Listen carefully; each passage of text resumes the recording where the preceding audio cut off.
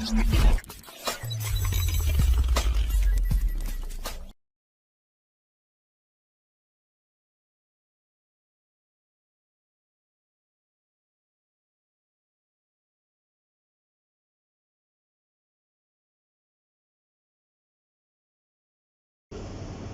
अब मैं आता हूँ कि इनके जो ड्रग्स जिसको हम इलाज में इस्तेमाल करते हैं,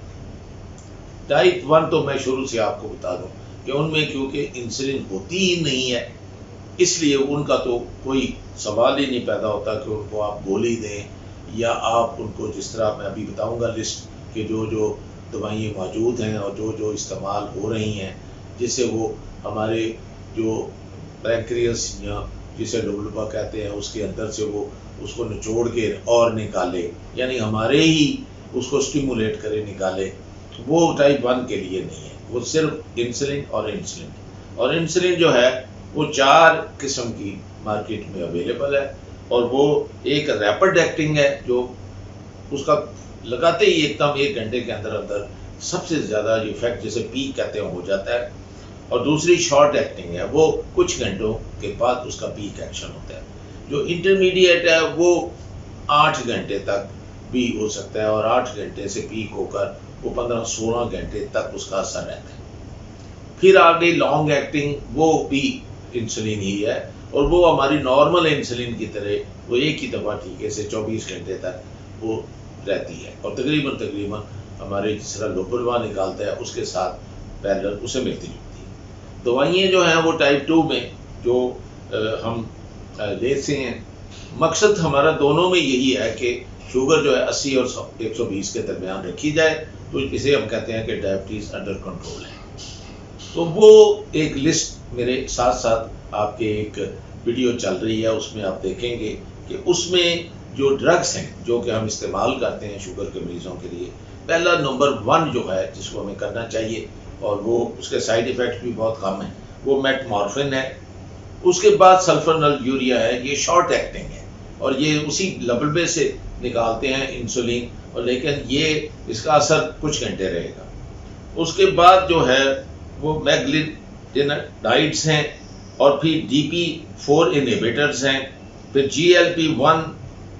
एगोनिस्ट हैं, फिर SGLT2 इनहिबिटर्स हैं, फिर एक्रो और एक्रोबोस हैं और इसी तरह थायाजोलिडोन्स हैं और आखिर में अमाइलिन एनालॉग्स हैं। अब मैं अगर इनका कि किस तरह ये एक्ट करते हैं, किस तरीके से ये कौन से रिसेप्टर को ये जो है डीपोलराइज करके, तो किस तरह से वो उसको जो कैल्शियम ने जो दरवाजे बंद किए हुए हैं, जो गेट हैं, उसको किस तरह से ये खोल देते हैं तो ग्लूकोज अंदर चला जाता है और इंसुलिन बाहर आ जाती है। ये एक तो तरीका ये है कि वो जहाँ इंसुलिन बन रही है उस सेल के अंदर ये जाके ये ड्रग करते हैं और ये उस तरीके से उनको वो इंसुलिन आ जाती है, तो जाहिर है कि वो फिर शुगर को लो करेगी। जो मेटमॉर्फिन है उसका ये है कि वो एक तो नया ग्लूकोज जो है ना वो जिगर में, लिवर में नहीं बनने देता, तो ये एक लिहाज से एक अच्छा तरीका है कि आप जो मर्जी खा रहे हैं लेकिन ये नियोग्लूकोजेनेसिस वहाँ नहीं होने देता। तो मेरे वो जो प्रेजेंटेशन साथ साथ चल रही है आप देखेंगे ये 3 जगहों पर ये मेटमॉर्फिन काम करती है, तो एक लिहाज से ये सेफेस्ट है और इसको हम दे सकते हैं as a first line of treatment. उसके बाद शॉर्ट एक्टिंग बहुत सारे लोग डायनल इस्तेमाल करते हैं, लेकिन याद रखिएगा इसका असर कई घंटों तक नहीं है, ना ही 24 घंटों। लॉन्ग एक्टिंग भी हैं, जैसे आपके सल्फरनल यूरिया की बजाय आप वो लॉन्ग एक्टिंग भी हाइपोग्लाइसीमिक एजेंट ले सकते हैं। इसी तरह से ये जो एक्रोबोस है, ये आंत में ये ग्लूकोज का जो जज्ब होना है ना, उसके साथ ब्रश बॉर्डर जो है जहाँ से जज्ब होता है उसके साथ ये इंटरफियर करती है। लेकिन इसकी सबसे जो डिसएडवांटेज है बड़ी, वो ये है कि इससे फिर बहुत ज़्यादा गैस पैदा हो जाती है आंतों में और आदमी एंटी सोशल हो जाता है। जहाँ भी कहीं हो हर वक्त हवा खारिज होती है, बदबू आती है, तो वो कोई भी नहीं पसंद करेगा, पेट में ब्लोटमेंट होगी। तो आज मैं सिर्फ आपसे यहाँ तक कि इस वीडियो में बताऊंगा कि मेरी उम्मीद है कि आपको मैंने बुनियादी चीज़ें शुगर की टाइप 2 मरीज़ के लिए बता दी हैं, उसमें दवाइयों का भी नाम ले दिया है। इसके लिए अगर आपको कोई ज़्यादा जो मशवरा चाहिए, मेरी आपसे गुजारिश है कि अगर आपको शक हो और अगर आपके ख़ानदान में ये शुगर की हिस्ट्री हो, वालिद हो, वालदा हो, भाई हो, बहन हो, तो आप बराए मेहरबानी पहले तो अपने इलाके के जो शुगर के मरीज़ के एक्सपर्ट हैं उनसे टाइम लेकर उनको दिखाएं और उनसे दरख्वास्त करें कि वो आपको कंट्रोल का आपका करें और आपको देखते रहें। हम डायबिटीज़ टाइप 2 के इलाज की बात कर रहे थे, तो उसके लिए मैं पहले जो परहेज़ के सिलसिले में अगर आपसे अर्ज़ करूं कि आप अपनी अगर ग़िज़ा को इस तरह से कर लें कि आप 2000 कैलोरीज से ज़्यादा जो है आप कोशिश करें कि ना खाएं और ऐसी चीज़ें खाएं जिससे आपकी अपनी जो जिस्म है, अपनी जो बॉडी है, उसमें वो जो आपकी फैट है वो टूट के तो आए। उसे ये कीटो फूड के नाम से ये कहते हैं, यानी आपके जिस्म में कीटोसिस वो क्रिएट करती है। आमतौर पे जब ये ग़िज़ा इतनी कम खानी शुरू करें तो 8 से 10 दिन लगते हैं कि आपका अपना वज़न कम होना शुरू होता है। तो आप कोशिश करें कि अपनी शुगर को पहले तो ग़िज़ा से कम करें, यानी डाइट से अगर आप अपनी कर लें। अगर डाइट के साथ अगर आप अपनी एक्सरसाइज या वर्जिश या फिज़िकल एक्टिविटी जो है उसके साथ उसको बढ़ा लें तो शायद कई सालों तक आपको ना गोलियों की ना इंसुलिन की ज़रूरत पड़े। तो मेरी ये आपसे एक दरख्वास्त है कि पहले मरहले में आप कोशिश करें कि वर्जिश, यानी इवन अगर आप अपने मकान की छत पे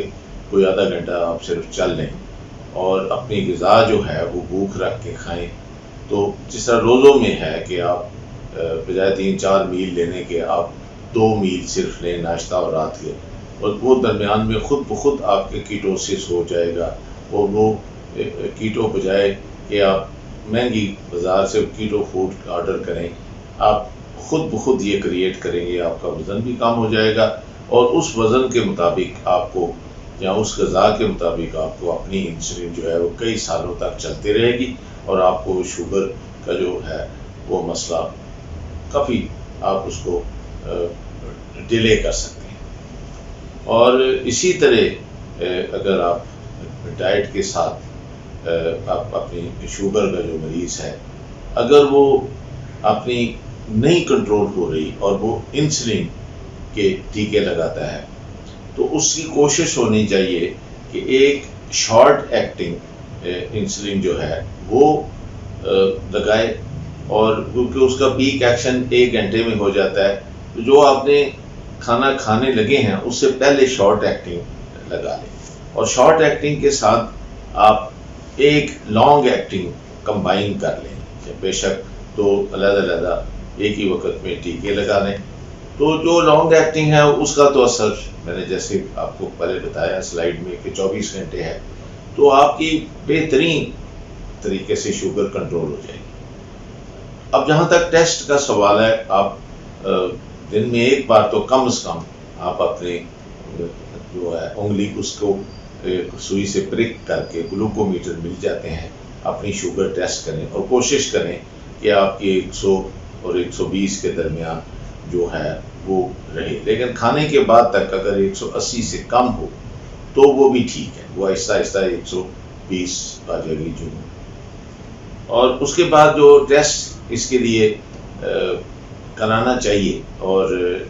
मेरा ख्याल है कि ब्लड शुगर और पेशाब की शुगर से भी वो ज़्यादा ज़रूरी है, वो है H1C, जिसे ग्लाइकोसिलेटेड हीमोग्लोबिन कहते हैं, यानी उसके साथ जो ग्लूकोज अटैच होता है। इसमें 90 डेज़ का यानी 3 महीने का स्टेटस मिल जाता है कि शुगर कितनी ज़्यादा रही है या कम रही है और क्या ये कंट्रोल है। तो नॉन डायबिटिक में ये 5 तक होती है, और अगर डायबिटिक है तो ये 12 तक भी चली जाती है। लेकिन आइडियली कोशिश होनी चाहिए कि 6.5 से लेकर 7 तक या 7.5 तक, यानी हर हालत में 8 से कम हो तो वो आप उसे कंट्रोल समझा जाएगा। लेकिन आइडियली अगर आप अपनी इसको 6 या 6.5 तक करें तो मेरा ख्याल है कि आप उससे अपने आप को बेहतर महसूस करेंगे। तो बस मैंने यही कहना था, बाकी सब कुछ मैं आपको बता चुका हूँ। इंशाअल्लाह जो नेक्स्ट वीडियो है उसमें मैं बताऊंगा कि डायबिटीज़ जो है किस तरीके से ये बच्चों की पैदाइश में ये किस तरीके से हाइल होती है, किस तरीके से वो बच्चा अपने साइज से बड़ा होता है, और या एबनॉर्मल बच्चा हो सकता है, या बच्चा पेट में फौत हो सकता है, या कई ख़वातीन को शुगर की इतनी ज़्यादा वो अनकंट्रोल्ड होती है कि उनके बार बार मिसकैरेज हो जाता है, बच्चा ज़ाया हो जाता है, या बड़ी देर लगती है कि वो कंसीव करें और उसकी वजह से वो इनफर्टाइल होती है। और आदमियों में भी यही है कि उनको इरेक्टाइल डिसफंक्शन हो जाती है कि वो अपनी औरत के काबिल नहीं रहते, अपने आप को इतना कमज़ोर महसूस करते हैं, और जो ही उनकी शक्ल या शुगर कंट्रोल होती है उनकी ताकत, उनकी हर चीज़ नॉर्मल और वापस हो जाती है, और प्रेगनेंसी भी हो जाती है। तो इसलिए इस बीमारी की सिर्फ दिल और ब्लड प्रेशर पे ही असर नहीं है, नज़र पे ही असर नहीं है, ये काफ़ी दूर रस इसके इफ़ेक्ट हैं। तो इंशाल्लाह नेक्स्ट जो मेरा वीडियो है उसमें मैं इसको लूँगा।